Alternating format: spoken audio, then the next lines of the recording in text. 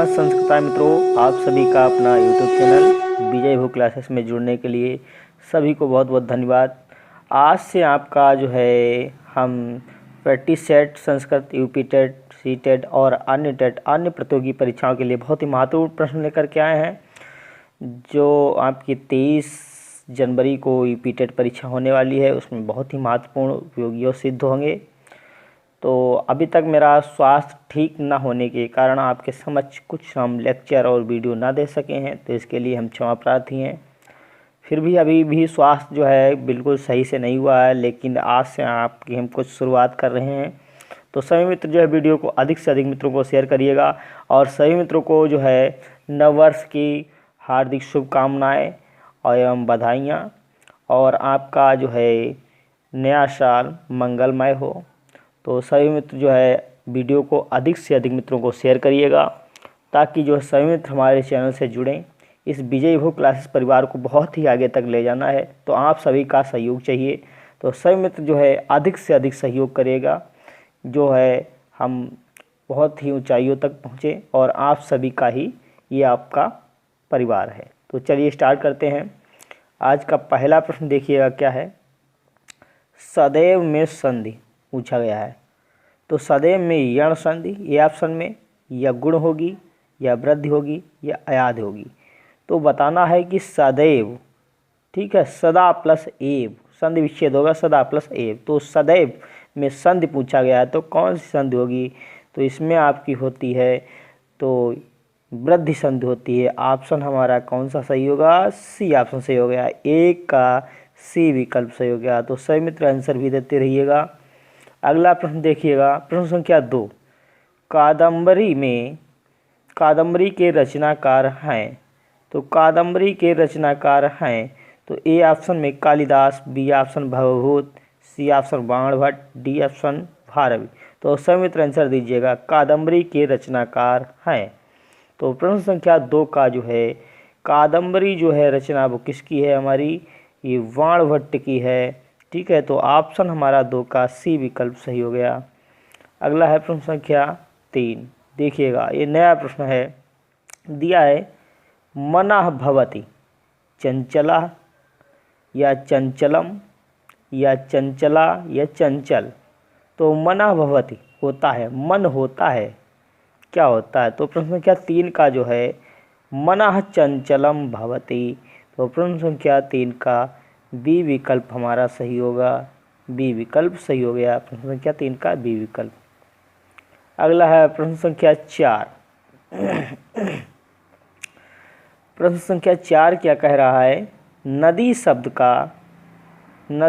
का संबोधन होगा। तो नदी शब्द का संबोधन पूछा गया है। तो हे नदी या हे नदे, यह सी विकल्प में दिया हे नदी, और डी ऑप्शन में दिया हे नदी।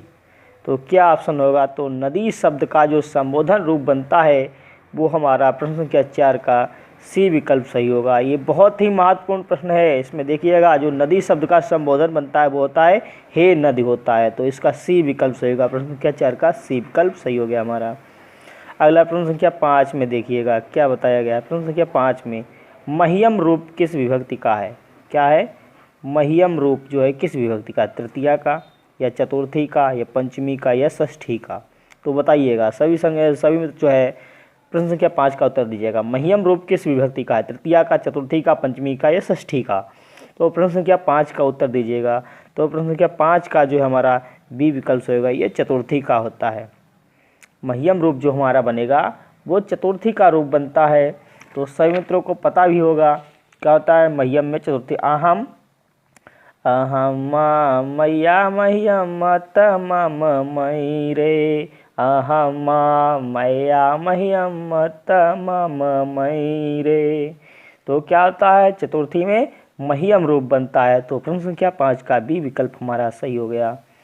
अगला प्रश्न संख्या 6। तो प्रश्न संख्या 6 में क्या दिया है देखिएगा।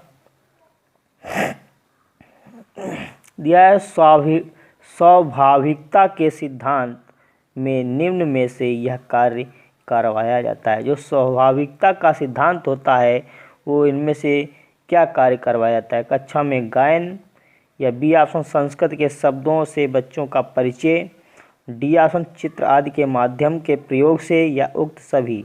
तो प्रश्न संख्या 6 का उत्तर दीजिएगा।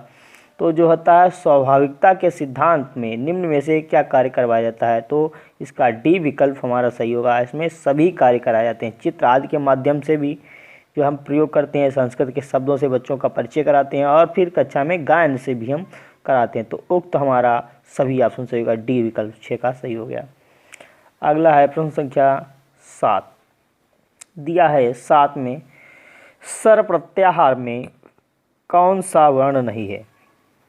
तो किसमें सर प्रत्याहार में कौन सा वर्ण नहीं है पूछा गया है, नहीं पूछा गया है। तो स, य और सा। तो सर प्रत्याहार में मेरे तीनों सा आते हैं। तो जो है 7 में या जो होता है वो हमारा या नहीं आता है, सर प्रत्याहार में या वर्ण नहीं आता है। प्रश्न संख्या 7 का सी विकल्प सही हो गया। अगला प्रश्न संख्या 8 ए ओंग क्या है। तो ए ओंग एक क्या है, ए ऑप्शन प्रत्याहार, बी ऑप्शन में महेश्वर सूत्र, और सी ऑप्शन क्रियापद, डी ऑप्शन तद्धित। तो ए ओंग क्या है, एक हमारा ये महेश्वर सूत्र है, सभी को पता है। प्रश्न संख्या 8 का जो है बी विकल्प हमारा सही हो गया। क्या होगा, ए ओंग क्या है, एक महेश्वर सूत्र है। तो प्रश्न संख्या 8 का बी विकल्प हमारा सही हो गया। अगला प्रश्न संख्या 9 प्रत्याहार शब्द का अर्थ है संक्षेप, ए ऑप्शन में बी ऑप्शन सत्य, सी ऑप्शन सरल, डी ऑप्शन प्रभावशाली। तो प्रत्याहार शब्द का जो अर्थ होता है वो हमारा होता है संक्षेप, अर्थात संक्षेपीकरण। प्रत्याहार शब्द जो बनते हैं वो संक्षेप में उसको लिखा जाता है, जैसे अच, एंग, एच, ये हमारे प्रत्याहार बनाने के लिए संक्षेपीकरण शब्द का प्रयोग किया जाता है। तो ये 9 का जो है ए विकल्प सही हो गया। सॉरी। प्रत्याहार के विषय में अनुचित कथन।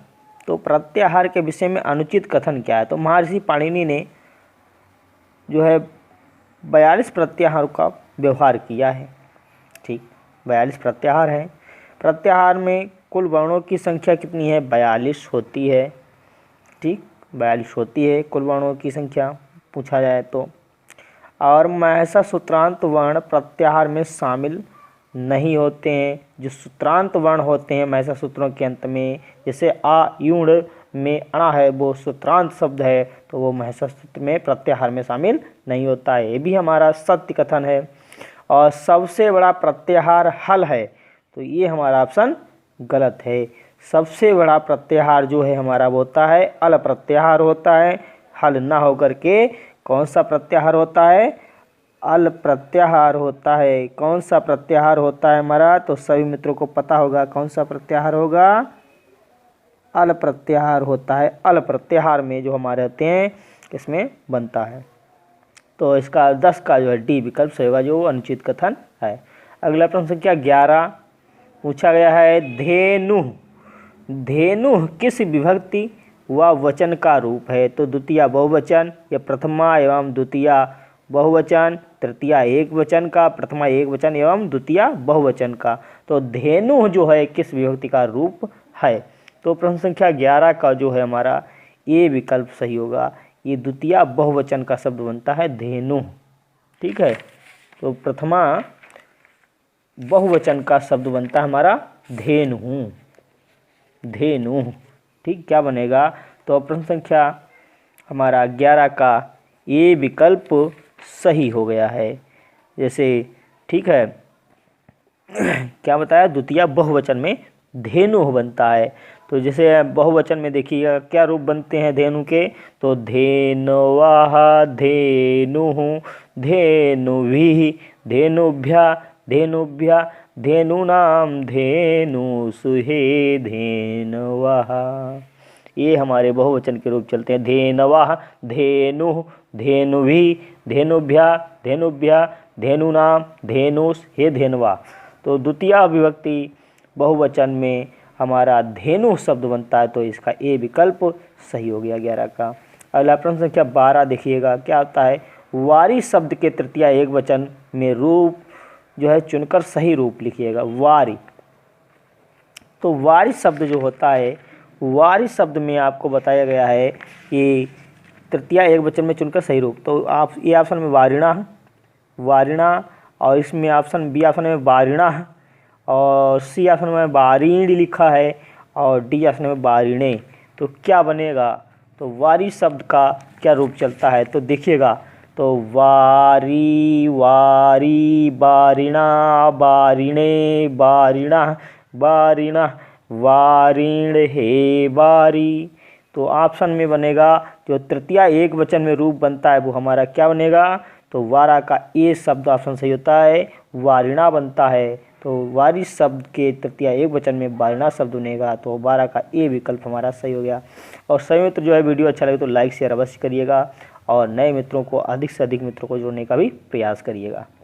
अगला प्रश्न क्या 13, त्वयी रूप किस विभक्ति और वचन का है? त्वयी शब्द जो है वो रूप किस विभक्ति और वचन का है? तृतीया एक वचन का, पंचमी एक वचन का, या सप्तमी एक वचन, या द्वितीय एक वचन का? त्वयी रूप जो है किस विभक्ति और वचन का है? तो 13 का उत्तर दीजिएगा सही मित्र। तो 13 का उत्तर दीजिएगा, तो 13 का जो है सी विकल्प सही होगा। ये त्वयी शब्द जो है सप्तमी एक वचन में बनता है, तो हमारा 13 का जो है सी विकल्प सही हो गया। अगला प्रश्न संख्या 14, ऋकारांत शब्दों के हे पिता, हे माता, हे भ्राता रूप हैं ये, तो क्या होगा ये हमारे? तो 15-14 का जो है ये विकल्प सही हो जाएगा, क्योंकि ये संबोधन एक वचन में ही रूप बनते हैं। तो ये ऑप्शन हमारा सही हो गया 14 का। अगला है प्रश्न संख्या 15, तो बालका, बालक शब्द तृतीया विभक्ति बहुवचन का रूप होगा। तो बालक शब्द तृतीया विभक्ति बहुवचन का रूप होता है, तो बालके या बालकाभि, और बालकेन या बालकाभ्या।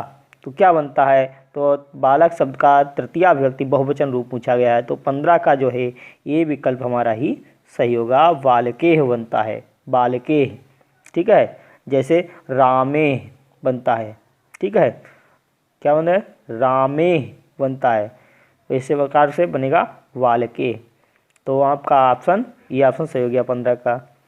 अगला प्रश्न संख्या 16, तेन में विभक्ति है। तो तेन में विभक्ति सप्तमी एक वचन, ए ऑप्शन में, बी ऑप्शन तृतीया एक वचन, सी ऑप्शन चतुर्थी एक वचन, पंचमी बहुवचन, डी ऑप्शन में। तो 16 का उत्तर दीजिएगा, तेन में विभक्ति पूछा गया है, तो 16 का जो हमारा बी विकल्प होगा, ये तृतीया एक वचन का रूप होता है, तृतीया एक वचन में तेन शब्द बनता है, तो 16 का बी विकल्प हमारा सही हो गया।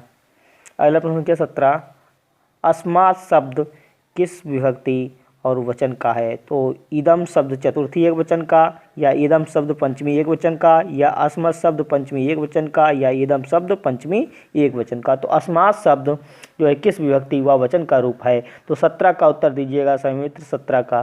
तो 17 का जो है बी विकल्प हमारा सही होगा, ये इदम शब्द पंचमी एक वचन रूप में बनता है, तो बी विकल्प हमारा सही हो गया। कौन सा? बी विकल्प हमारा सही हो गया। तो क्या ऑप्शन इसका सही होगा? तो वी विकल्प हमारा सही हो गया 17 का, इदम शब्द पंचमी एक वचन अस्मात् बनता है। अगला प्रश्न क्या 18, निम्नलिखित में से इस्मत शब्द के लिए क्या सही कथन है? इस्मत शब्द के लिए क्या सही शब्द है? तो मध्यम पुरुषवाची, या सर्वनाम है अतः संबोधन रूप नहीं चलते हैं, या तीनों लिंगों में एक समान रूप चलते हैं, उपरोक्त सभी सही।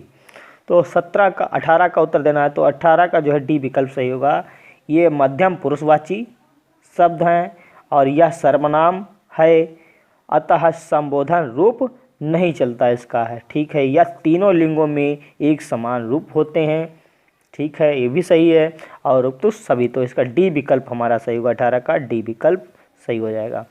अगला है प्रश्न संख्या 19, देखिएगा, तत्शब्द पुल्लिंग एक वचन का रूप, तत्शब्द पुल्लिंग एक वचन का रूप बनेगा, तो ताह बनेगा, या साह बनेगा, या अयम बनेगा, या यम बनेगा?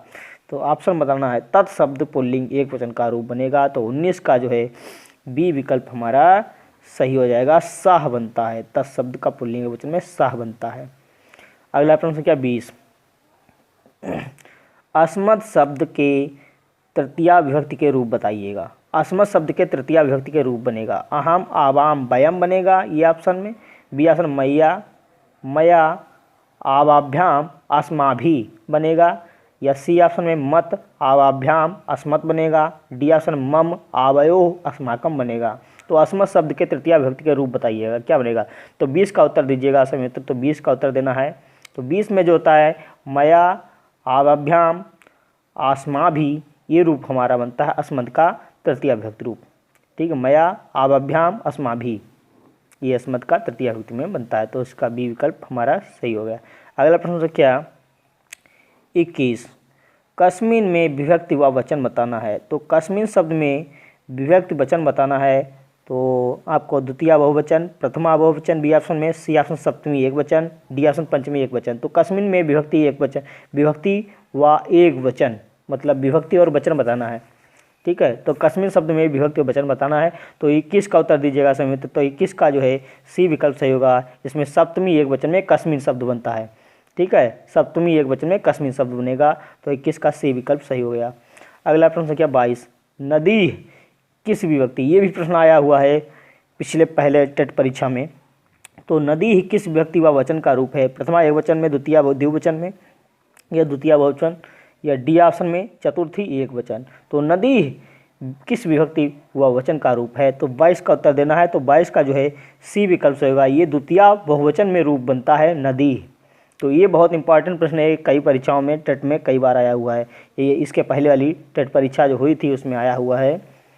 और है रस संप्रदाय के जन्मदाता, आनंदवर्धन बी ऑप्शन में, Kuntaka, C option Mammata, D option Bharat Muni. तो रस संप्रदाय के जो जन्मदाता हैं वो कौन है हमारा है, भरत मुनि हैं। तो डी ऑप्शन इसका सही हो गया 23 का।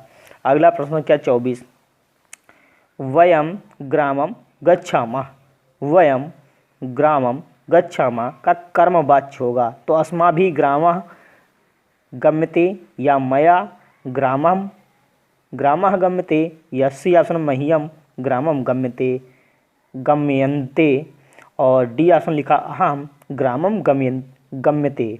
तो क्या ऑप्शन बनेगा, वयम ग्रामम गच्छामः का कर्मवाच्य बनाना है। तो 24 का जो है ए ऑप्शन सही होगा, अस्माभिः ग्रामः गम्यते, ये विकल्प 24 का सही होगा।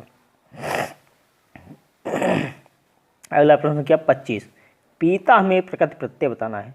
पी प्लस अत्वा अत प्रत्यय, बी ऑप्शन में पा धन अत्वा प्रत्यय अत प्रत्यय, और सी ऑप्शन में पा प्लस ता, और डी ऑप्शन में पिव प्लस अत। तो क्या होगा, पीता में प्रकृति प्रत्यय बताना है। तो पीता में जो होती है वो पा धातु होती है और अत प्रत्यय दिया हुआ है, तो इसका बी विकल्प हमारा सही हो गया। 25 का बी विकल्प सही होगा, पा प्लस अत प्रत्यय बराबर पीता बनेगा। तो अगला प्रश्न क्या 26, द्वय इस पद का विशेष्य क्या होगा, प्रतिष्ठो या प्रतिष्ठा, सी ऑप्शन प्रतिष्ठम, और डी ऑप्शन प्रतिष्ठे। तो क्या बनेगा, 26 का उत्तर दीजिएगा। तो 26 का जो है द्वय इस पद का विशेष्य क्या होगा, तो डी ऑप्शन इसका सही होगा। इसे प्रतिष्ठे मतलब प्रतिष्ठे बनता है। ठीक है, विशेष्य क्या होगा, प्रतिष्ठे। तो डी विकल्प सही होगा 26 का। अगला प्रश्न क्या 27, हे लते ईह आगच्छत, आगच्छत। ठीक है, ईह आगच्छत रेखांकित पद में विभक्ति बताना है। ये संबोधन का है, या प्रथमा, या तृतीया, या चतुर्थी। तो क्या होगा, हे लते ईह आगच्छत में रेखांकित पद में विभक्ति बताना है। तो जो है 27 का हमारा कौन सा सही होगा ऑप्शन, तो ये संबोधन में ही आता है। लते शब्द जो होता है हे लते, तो संबोधन में होगा। 27 का ए विकल्प सही हो गया। अगला प्रश्न क्या 28, स्पर्श व्यंजन नहीं है। तो स्पर्श व्यंजन नहीं है, कौन सा नहीं है, का, सा, चा और टा। तो स्पर्श व्यंजन में जो होता है हमारा वो सा नहीं आता, ये स्पर्श व्यंजन नहीं है। ठीक है, क्योंकि ये ऊष्म व्यंजन के अंतर्गत आता है। ठीक है, तो इसका 28 का बी विकल्प सही हो गया। अगला प्रश्न क्या 29, ये लास्ट प्रश्न है। ठीक है, तो देखिएगा, निम्न में से कौन सा शिक्षण सूत्र नहीं है, पूछा गया है कौन सा शिक्षण सूत्र नहीं है। ज्ञात से अज्ञात की ओर, ये तो शिक्षण सूत्र है। सरल से जटिल की ओर, बी ऑप्शन, ये भी सर हमारा शिक्षण सूत्र है। और सी ऑप्शन लिखा मूर्त से अमूर्त की ओर, ये भी शिक्षण सूत्र है। और ज्ञान से वैराग की ओर, ये कोई हमारा शिक्षण सूत्र नहीं है। तो पूछा गया है कौन सा शिक्षण सूत्र नहीं है, तो डी ऑप्शन इसका सही होगा, ज्ञान से वैराग की ओर, ये शिक्षण सूत्र नहीं है। तो 29 का जो है डी विकल्प हमारा सही हो गया। तो सभी मित्रों को बहुत बहुत धन्यवाद हमारे साथ बने रहने के लिए। तो वीडियो अच्छा लगे तो लाइक अवश्य करिएगा, और अधिक से अधिक मित्रों को शेयर करिएगा, और हमारी टेलीग्राम चैनल से अवश्य जुड़ें। वहाँ पर हमको PDF और कुछ नोट्स भी आपको प्रोवाइड करेंगे। तो सभी मित्रों जो है अधिक से अधिक मित्रों को जोड़ने का प्रयास करिएगा। तो सभी मित्रों को नववर्ष की हार्दिक शुभकामनाएं और नववर्ष मंगलमय हो जो आपका, और ये नया साल आपके लिए बहुत ही अच्छे से गुजरे और आप सभी सफल हों। आप परीक्षाएं जो 23 जनवरी को परीक्षा होने वाली उसमें आप अच्छा करें। तो सभी को बहुत बहुत धन्यवाद। नमः संस्कृताय। धन्यवाद। अगले वीडियो में फिर मिलते हैं।